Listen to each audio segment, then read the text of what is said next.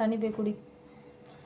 அதே மாதிரி இறைத்தன்மையை உணர்ந்தா உடம்புல என்னென்ன மாற்றங்கள் நிகழும்ன்றதை பற்றியும் தெளிவாக சொல்கிறேன், கேளுங்க. எனக்கு மகாவிஷ்ணு அவர்களும் குருமித்ரே சிவன் அவர்களும் சொல்லி கொடுத்து அந்த ஞானத்தை கேட்டு நான் உணர்ந்து உடல் ரீதியான மாற்றம் நிகழறதால நான் தெளிவாக அதை சொல்கிறேன், கேளுங்க. காது கொடுத்து கேளுங்க, காது கொடுத்து கேட்கணும், சரிங்களா? பீஸ் போன அந்த கரண்ட்டு, அதாவது இருண்டு கிடக்கும். இருண்டுன்னா நம்ம கருப்பான நெகட்டிவ் தாட்னாலே பிளாக் தான். நெகட்டிவ் தாட் வருதுனாலே அது பிளாக் தான். அந்த பிளாக்காக இருக்கிற அந்த கரண்ட்டு, அதான் நரம்பு, சிவனின் தலையை சுற்றி உள்ள பாம்பு, அதுதான் கரண்ட்டு, அதுதான் மெயின் நரம்பு. அது அடி வயிற்றுல நிறைய சக்கரங்கள்லாம் இருக்கும்போது அடி வயிற்றுல ஒரு பாம்பு உறங்கி கொண்டு இருக்கிற மாதிரி, முதுகெலும்புக்கு பின்னாடி பாம்பு வந்து சுற்றிக்கிட்டு இருக்க மாதிரி இருக்கும் இல்லையா, அதுதான் அந்த பாம்பு தான் நரம்பு. அதுதான் அடி வயிற்று பகுதியில் இருக்கும். அதுதான் மெயின் கரண்ட்டு. அது பீஸ் போய் இருக்குது, எல்லாருக்குமே அது பீஸ் போய் இருக்குது. அதை ஆக்டிவேட் பண்ணணும் அப்படின்னா பாசிட்டிவான எண்ணத்துக்கு வரணும். அது ஆக்டிவேட் ஆகிடுச்சு அப்படின்னா மூளையில் நிறைய வந்து வைப்ரேஷன் நிகழ ஆரம்பிக்கும். அதாவது இறைத்தன்மை, அதாவது பிரபஞ்சத்தில் இருக்கிற சக்தியெல்லாம் உணர்கிற வாய்ப்பு வந்து நமக்கு கிடைக்க ஆரம்பிக்கும். அதுதான் குண்டலினி சக்தி விழிப்படைதலோட முதல் அறிகுறி. ரெண்டாவது, நாடி நரம்பு எல்லாமே ஊடுருவி பிளாக்ஸ்லாம் ஓப்பன் ஆகும். பிளாக்ஸ்னால் நம்ம உடம்புல இருக்கிற செல் எல்லாமே அடைச்சிக்கிட்டு இருக்கும் நெகட்டிவான ஒரு தாட்ஸால். அதான் கெட்ட சாப்பாடு, கெட்ட குணம், இது எல்லாமே நம்ம வச்சுட்டு இருந்ததால் அந்த உடம்பு நாடி நரம்புலாம் எல்லாமே அடைச்சிக்கிட்டு இருக்கும். அப்படிப்பட்ட பிளாக்ஸ் ஓப்பன் ஆகும் நம்ம பாசிட்டிவான எண்ணத்துக்கு வரும்போது. அதாவது உடம்பே வந்து ஒரு மாதிரி ஃப்ரீயான மாதிரி வெடித்து செதறும். நாடி நரம்புலாம் வெடித்து செதற ஒரு ஃபீல் நம்ம உடம்புல உணர முடியும். அதுதான் வந்து நாடி நரம்பில் இருக்கிற பிளாக்ஸ், நெகட்டிவ் தாட்லாம் ஓப்பன் ஆகிறது, சரிங்களா? அதுக்கப்புறம் ஒவ்வொரு சக்கரமாக ஆக்டிவேட் ஆகும். ஆக்டிவேட் ஆகும் பொழுது மெயினாக வந்து இந்த மூக்கு, இங்கே ஒரு நரம்பு போகும் மூக்கு துவாரமா அப்படி சொல்லுவாங்க. மூக்கு துவாரம் வழியாக போய் நெற்றிக்கண் ஓப்பன் ஆகி உச்சி ஓப்பன் ஆகும் பொழுது, அதாவது அண்டத்தில் இருப்பது தான் பிண்டத்தில் இருக்குதுன்னு சொல்லுவாங்க இல்லையா, அண்ட சராசரத்தில் என்ன இருக்கோ அது வந்து இந்த உச்சி ஓப்பன் ஆயிடுச்சு அப்படின்னா பிரபஞ்ச சக்தி எல்லாத்தையும் உணர்ற வாய்ப்பு கிடைக்கும். அதாவது உள்வாங்கும். இந்த உச்சி வந்து பிரபஞ்ச சக்தியை உள்வாங்குற தன்மைக்கு மாற ஆரம்பித்து ஒரு வருட காலம், ஒரு 1.5 வருஷத்தில் நம்ம ஒரு 100% ஒரு 85% பாசிட்டிவான மனநிலைக்கு மாறிட்டோம் அப்படின்னா இறைத்தன்மையை உணர்றதுக்கான மிகப்பெரிய வாய்ப்பை வந்து இறைவனே ஏற்படுத்தி கொடுப்பார்னா, ஒரு கல்யாணம் பண்ணாத ஆண், அதாவது ஒரு பெண்கள்லாம் வேணாம், எனக்கு பெண்கள் மேலே விட பெண்கள் உடல் மேலேயும் எனக்கு பற்று இல்லை, பெண்களோட குணம்தான் முக்கியம்னு சொன்ன மகாவிஷ்ணு அவர்கள், உடல் பற்று கொள்ளக்கூடாதுன்னு சொன்ன அந்த மகாவிஷ்ணு அவர்கள் இறைத்தன்மையை உணர்ந்த வழியை தான் நான் சொல்கிறேன். இதெல்லாம் அவரும் வந்து அந்த கஷ்டத்தெல்லாம் அனுபவிச்சுட்டு தான் வந்திருக்காரு போல். அவரும் சொல்லியிருக்காரு நிறைய, அந்த குண்டலினி சக்தியில் விழிப்படைதலை பற்றி சொல்லும்போது சொல்லியிருக்காரு. அப்படி வரும்போது பிரபஞ்ச சக்தி எல்லாமே உணர ஆரம்பிக்கும். இந்த நெற்றிக்கண் மூலயமா நம்ம பார்க்கும் பொழுது, இங்கே சூர்யா சார் சொல்லுவார் இல்லையா, ஒன்று இருக்குது ஆனால் இல்லைன்ற மாதிரி தான். இங்கே ஒரு ஃபேன் இருக்குன்னா, இதுக்கு மேலே ஒரு ஃபேன் இருக்குன்னா, சீலிங் ஃபேன் இருக்குன்னா அது இருக்குது ஆனால் இல்லை அப்படின்றத நம்ம கண் கூட பார்க்கலாம் நெற்றிக்கண் மூலயமா. இப்போ ஒரு மனிதன் இருக்கான்னா அது வெறும் எனர்ஜி தான்றதை நம்ம ஈஸியாக கண்டுக்கலாம். நெற்றிக்கண் மூலயமா ஈஸியாக கண்டுபிடிச்சிடலாம். அந்த பொருள் இருக்கும், அதுவே நம்ம நெற்றிக்கண்ணில் பார்க்கும் பொழுது அங்கே ஒன்றுமே இருக்காது, ஒரு எனர்ஜி மட்டும்தான் தெரியும். இது எப்படி எனக்கு தெரியுது அப்படின்னு கேள்வி எழுப்புறதுக்கு முன்னாடி நெற்றிக்கண்ணை எப்படி வந்து நீங்கள் திறக்கணுன்ற வழியை தேடுங்க. நான் சொல்கிற எல்லா வார்த்தையும் குறையா பார்த்தீங்கன்னா குறையாதான் தெரியும். ஏன் இந்த பொண்ணு கம்மல் போடல, ஏன் இந்த பொண்ணு வந்து கழுத்தில் செயின் போடல, ஏன் இந்த பொண்ணு தலை வாரலன்னு கேட்காதீங்க. நான் பேசுறது என்னன்னு கேட்டிங்கன்னா பாயிண்ட் புரியும். என் ட்ரெஸ் எல்லாம் நோட் பண்ணிங்கன்னா என் வார்த்தையை கவனிக்கலன்னு அர்த்தம்.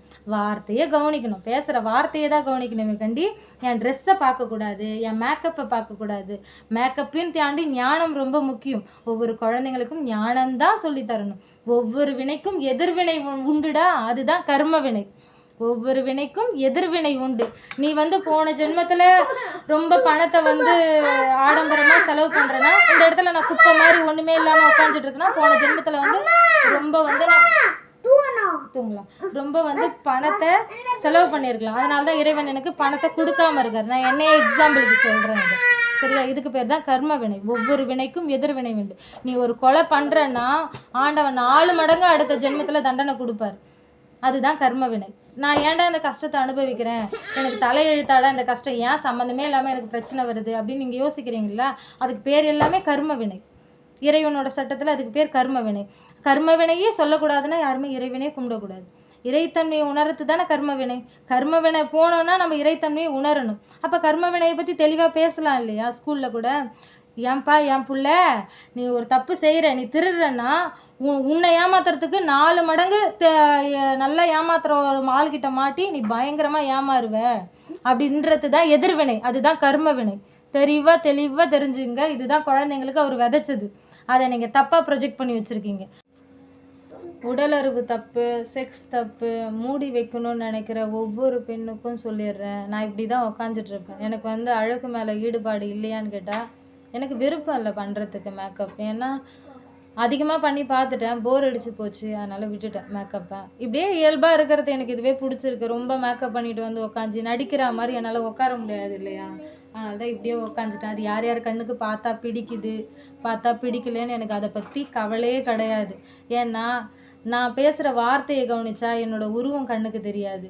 என்னோட உருவத்தை பார்த்தா நான் பேசுகிற அர்த்தமே புரியாமல் போயிடும். அந்த எப்படின்னா செக்ஸுனாலே அவங்க கெட்ட பொண்ணு, செக்ஸை பற்றி எடுத்தாலே வந்து அவங்க தப்பான ஒரு பெண்ணாயிடுறாங்க. ஒரு புரிதலை ஏற்படுத்தணும்னா ஒரு இறைத்தன்மையை உணர்ந்த ஒரு பெண்ணுக்கு உடல் ரீதியான மாற்றங்களை பற்றி ரொம்ப தெளிவாக நிறைய வீடியோஸில் போட்டிருக்கேன். அதை பற்றி பேசினாலே தப்புன்னு சொல்கிறவங்க கிட்ட போய் என்ன சொல்லி புரிய வைக்கிறதுன்னு எனக்கு தெரியல. குண்டலினி சக்தின்றது வந்து நம்மளோட நெகட்டிவான எண்ணங்களை வந்து பாசிட்டிவான எண்ணமாக மாற்றும் பொழுது முதல்ல அறிகுறி வந்து இறைத்தன்மையை உணர்றதுக்கான ஃபஸ்ட்டு அறிகுறி குண்டலினி சக்தி விழிப்படைதல் தான். 2வது தான் ஒவ்வொரு சக்கரமாக ஆக்டிவேட் ஆகும். ஆக்டிவேட் ஆகி இந்த நரம்பு உடம்பு ஃபுல்லாக அந்த பவர் கரண்ட், அதாவது அடிவயிற்று பகுதியில் உறங்கி கொண்டிருக்கும் பாம்பு, சிவனின் தலையை சுற்றி உள்ள பாம்பு, அது அடிவயிற்றில் கரண்ட் இல்லாமல் பவர் இல்லாமல் இருக்கும். நீங்கள் எப்போ வந்து உங்களோட கேரக்டரை வந்து பாசிட்டிவாக மாற்றுறீங்களோ, நெகட்டிவான எண்ணத்துலேருந்து பாசிட்டிவான எண்ணத்துக்கு மாற்றுறீங்களோ, இதை கருவிலேருந்தே ஒரு குழந்தைக்கு சொல்லித்தரும் போது அது அதோட உடம்பை பாதிக்காது. பட் நான் ரொம்ப கேவலமான ஒரு பேடான ஒரு வாழ்க்கையை வாழ்ந்துட்டு வரேன்னா, திடீர்னு நான் நல்ல பொண்ணாக ஆகிறேன்னா மேபி மென்டலி எனக்கு ப்ராப்ளம் வரலாம். ஏன்னா நான் வந்து ரொம்ப நெகட்டிவான குணத்தோடு இருந்துட்டு திடீர்னு பாசிட்டிவாக மாறும்பொழுது மைண்டுக்கு வந்து அது கொலாப்ஸ் ஆகும் இல்லையா? அந்த டைமுக்கு சின்னதாக ஒரு பாதிப்பை கொடுத்து தான் வந்து மாறும்.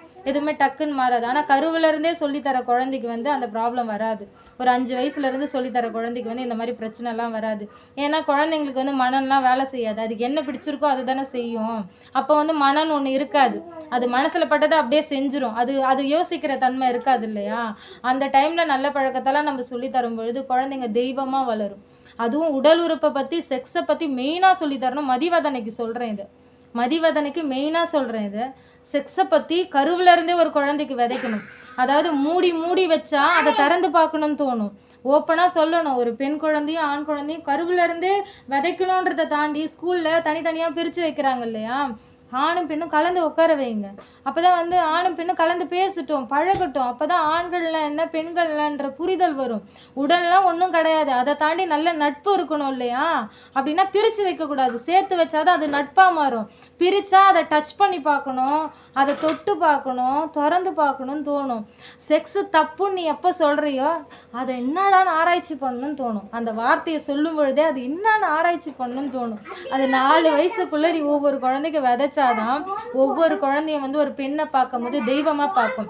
எங்கள் அம்மாவுக்கு இருக்கிறது தான் அந்த குழந்தைக்கும் இருக்குது, அந்த பெண்ணுக்கும் இருக்குன்ட்டு. அந்த மனநிலை தான் ஒவ்வொருத்தருக்கும் வரணும். எனக்கு மகாவிஷ்ணு அவர்கள் சொல்லி தந்தது, குருமித்ரே சிவம் அவர்கள் சொல்லி தந்த பாடம், என்னோட ஆகச்சிறந்த குரு, என்னோட தெய்வம். 2 பேரும் கிட்டத்தட்ட என்னோட தெய்வம். என் மைண்டை வந்து நான் ரொம்ப நெகட்டிவாக இருக்கும்போது பாசிட்டிவாக மாற்றின 2 தெய்வத்தை பற்றியும் வந்து தப்பாக சித்தரித்து வச்சுருக்கீங்க. ஆனால் நான் வந்து மதிவதனைக்கும், அதுக்கப்புறம் அந்த நபர் பேர் எனக்கு தெரில, அந்த ஆள் பேர் எனக்கு என்னன்னு தெரில, ஆளுன்னு தான் சொல்லுவேன். என்னோட இயல்பே அதானே, நான் அப்படி தான் பேசுவேன். பேச்சு வாக்கெலாம் வந்து தப்பாக போயிடக்கூடாது இல்லையா? ஒரு நடுவில் வந்து ஒரு வார்த்தை விடுறாங்கன்னா, நம்ம ஒரு வார்த்தை பேசும்போது நம்மளை மீறி ஒரு வார்த்தை வரும். சிவன் கெட்டப்பில் ஒருத்தர் வந்து கெட்டப் போட்டு வரும்போது எல்லாருக்குமே கை கொடுத்தவர், அவரை மட்டும் ஒரு மாதிரி கேவலமாக ரிஜெக்ட் பண்ணார் ஸ்டாலின் அவர்கள், முதலமைச்சர் அவர்களுக்கு சொல்கிறேன். காரில் ஒருத்தர் வந்து கை கொடுக்கவும் ஏதோ கொடுக்க வரும்போது ஒரு மாதிரி கையை கேவலமாக இப்படி தள்ளி விட்டார்.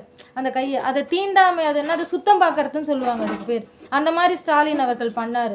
எனக்கு அதே மாதிரி பழி வாங்குற நோக்கத்தோட கல்வித்துறை அமைச்சர் நான் சும்மா விட மாட்டேன், ஞானத்தை பற்றியே தெரியாமல், ஞானம்னா என்னன்னு புரிதல் இல்லாமல், ஞானம் எதை எதை பேஸ் பண்ணி வருதுன்ற அந்த புரிதல் இல்லாமல், அதை பற்றி தெரியாமல் அதை தப்புன்னு டக்குன்னு சொன்னதால் அவருக்கும் கல்வித்துறை அமைச்சருக்கும் வந்து இது மிகப்பெரிய பதிவு. தயவு செஞ்சு காது கொடுத்து கேளுங்க. என்னோட கோவமான வேண்டுகோள். அவ்வளோ எனக்கு கோவம் வருது. ஒரு நல்ல மனுஷனை தூக்கி உள்ளே வச்சுருக்கீங்க, ஞானம்னா என்னன்னு தெரியாமல். அவ்வளோ வயிறு எரியுது, வயிறு எரியுது. அவங்க அம்மாவுக்கு எவ்வளோ கஷ்டம் வரும், அவங்க வீட்டில் இருக்கவங்களுக்கு எவ்வளோ கஷ்டம் இருக்கும். தப்பே பண்ணாமல் ஒருத்தர் வந்து அப்படி இருக்கிறது, அவர் ராஜா மாதிரி இருக்கணும் இல்லையா வெளில வரும்போது.